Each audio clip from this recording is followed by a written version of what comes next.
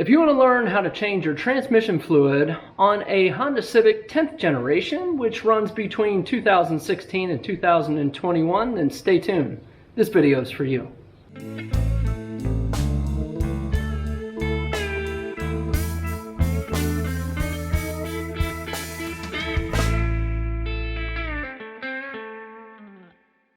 This is a departure from my typical videos on photography and technology, and I'm getting into the transmission fluid change. Right behind me is a 2016 Honda Civic. This is the EXL 1.5 liter turbo version, and it's a two-door coupe. Now this vehicle has about 58,000 miles on it, and I recently acquired it, so I'm not quite sure when that transmission fluid was changed last. Regardless, it's going to be a good thing to do it. Right here I have some Honda genuine transmission fluid. This is the HCF2. I went down to my local Honda dealer and picked up 4 quarts of this. So I think this is going to be enough to take care of us. And if you have a 10th generation, and again that stretches between 2016 and 2021, I invite you to come along for the ride. I want you to sit back and enjoy this adventure. Let's go ahead and jump right in. To begin with, you want to raise the car up. Now in the front here, I use ramps. I've been using ramps for years. I like them, they work for me. If you don't have ramps and want to use stands, you can definitely do that. Now I have 2 ramps here and I have 2 stands, which I used in the back. You can see them right here. The important part here is to be sure to get the car up in the air so that you can scoot underneath it, and you want it to be level. Let's take a quick look at what we're going to need to complete this project. To begin with, you're definitely going to need some transmission fluid. And again, I think 4 quarts is going to be enough to handle this project. The other thing is a 3/8 inch socket of some sort. We're also going to need maybe a torque wrench if you have it. Now, if you don't have a torque wrench, don't sweat it. The bolt is going to need to be torqued to 36 foot-pounds if you like to torque things down like I do. If you don't, you're just going to snug it up. We'll talk about it when we get there. The other thing we're going to need is a 12mm socket, which I have right here. We're also going to need a basic Phillips head screwdriver. You're going to need a flathead like this right here. Now, another nice to have is a crush washer. Now, is this required? No, it's definitely recommended if you can get one.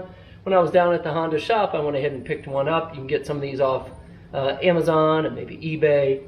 Look in the description. I'll see if I can post a link to these right here. If you don't have a new one, chances are you can reuse the one that you have. Just be sure to snug it up. Take a look at it. Be sure it's not, it's not warped in any way, etc. Last but not least, you're going to need a catch basin of some sort because that fluid's going to come out. That's what we have right here. We're going to start off with the front of this vehicle, and when you look underneath it, you're going to see a engine plate, which is right here. I'm going to do the best I can with the camera and the space that I have, but this plate right here is just held on by some big plastic screws, which you'll see along the side and the back. And then you'll see 4 of them on the front. The ones on the front are a little more industrial. These are the Phillips. The ones on the side are all your flat-headed screws. I'm missing some of them on this plate right here, but you want to get these off, and then this will drop down. The screws in the front have a lot of threads on them, so it's just like your traditional screw. One of these flatheads, which I think we can see here, this is a 1/4 turn, and it's plastic. After you take the last screw out, this is just going to kind of slide itself out, sort of like this right here. With the bottom plate off, let's take a closer look at the transmission, and there's a couple of key components here that we're going to want to focus on. First one is right here where my finger is. This is the drain plug for the fluid. So we're going to start off by breaking this free and having this fluid drain out.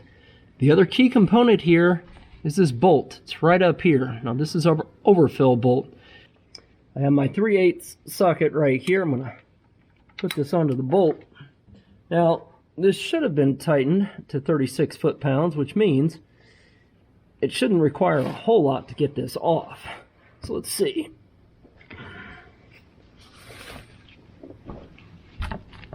Okay, so I can tell you this is going to require a little more muscle. This is definitely tighter than 36 foot-pounds. All right. There we go. I think that did it. Now that we have the bolt free, we're going to want to make a little bit of room for this mess that'll start to happen. There it comes. I don't know how well we can see that on the video, but there you go.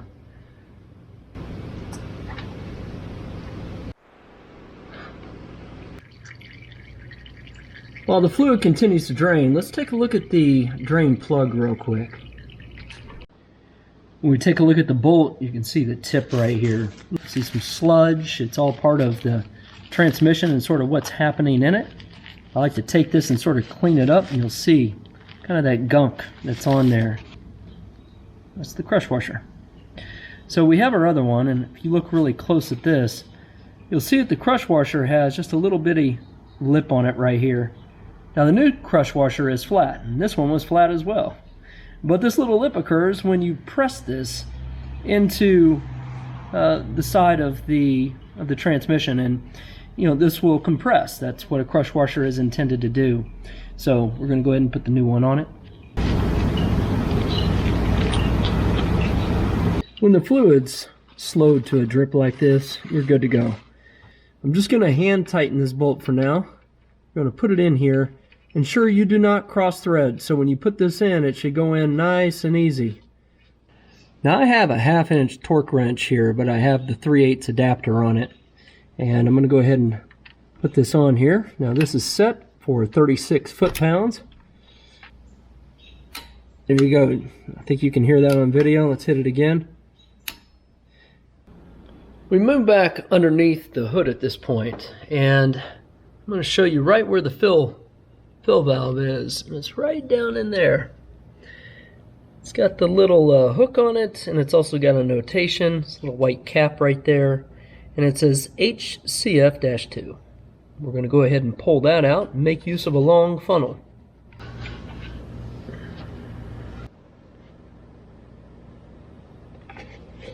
We're going to start off by adding 3 quarts. Now I have 4 here. But I know that we pulled over 3 out, so I'm just going to go ahead and add the first quart in, second quart, and the third quart. Now with 3 quarts in, I'm going to go ahead and remove our funnel. I'm going to go ahead and replace the plug. Now you might be thinking to yourself, hey, what about that 4th quart? We're getting to it. But we have an important step to do right now, and that is to go ahead and jump in the vehicle, and we want to turn it on, and then we're going to cycle through the gears. And what that's going to do is take the fluid that we just put in and process it throughout the transmission. And when we do that, we're going to get into the overfill bolt that's in there. It's our check bolt, and we're going to pull that out. We're going to see if we have any excess. Chances are we won't. Then we're going to go to add this, and we're going to look for that excess to start dripping out, and that'll tell us that we're properly filled. Alright, you want to be sure you have your foot on the brake. It's always important. Turn your vehicle on. And when it starts up, what you want to do is you want to come over here to your shifter. And what we're going to do is we're going to cycle through each one of these, and we're going to hold it for a minimum of 3 seconds. So right now we're in park. We're going to go ahead and move this back. So we're in reverse right now. 1 1000, 2 1000, 3 1000. Let's go to move to neutral. 1 1000, 2 1000, 3 1000, and so on. I'm not going to keep doing it because you're probably going to get bored hearing me say it. So I'm just going to go ahead and step through this quickly.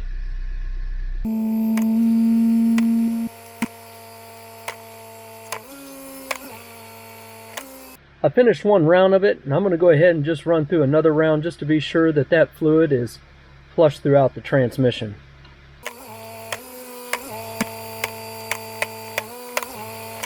Now that we've cycled through the gears, we can go ahead and turn the vehicle off.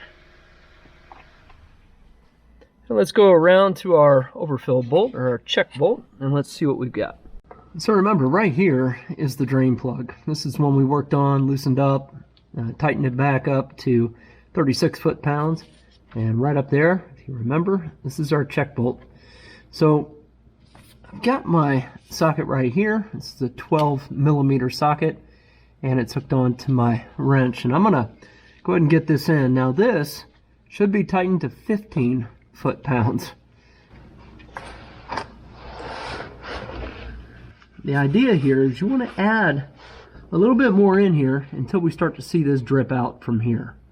And when it starts to drip out, then we're going to seal it back up and we will be full at that point. So let's go ahead and make that happen. I'm going to actually leave the camera down here while I go on the top side and just add a little bit more. And we should see it start to kind of drip out here and we'll be in good shape.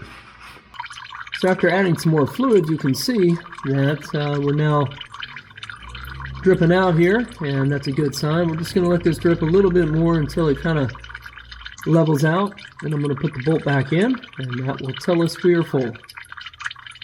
Got my torque wrench here, and it is set to 15 foot-pounds. That's what the torque spec is for this bolt. Now keep in mind, again, if you don't have a torque wrench, just snug it down. And just know that 15 foot-pounds is really not a whole lot. There you go. I like to grab a shop towel and just take a quick moment and just kind of wipe everything up, clean it up real good. It's time to put the skid plate back on. And on the underside here, there's two little hook systems. They're on the back side. There's one right here where my finger is. I don't know how well we can see it on the video, and there's one over there. On your skid plate, you'll have holes on the back side here as well. And what you want to do is you want to take the front end of the skid plate and slip it up underneath the front part of our plastic housing right here. And the back end, you might need to kind of mold it and shape it a little bit so it hooks on there. But it'll actually hook on and it'll rest by itself without any screws in it. And this helps to hold it in place until you can get your screws in. So I can see on this side over here we're hooked. On this side, I just need to pull it back a little bit. Sometimes you just gotta finagle it a little. There you go. So it's ready for its screws now, and it really helps to have those little hooks because now it just sits by itself.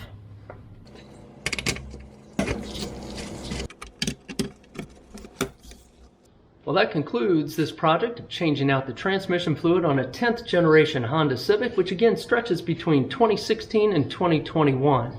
Now this is the 2016 two-door coupe 1.5 liter.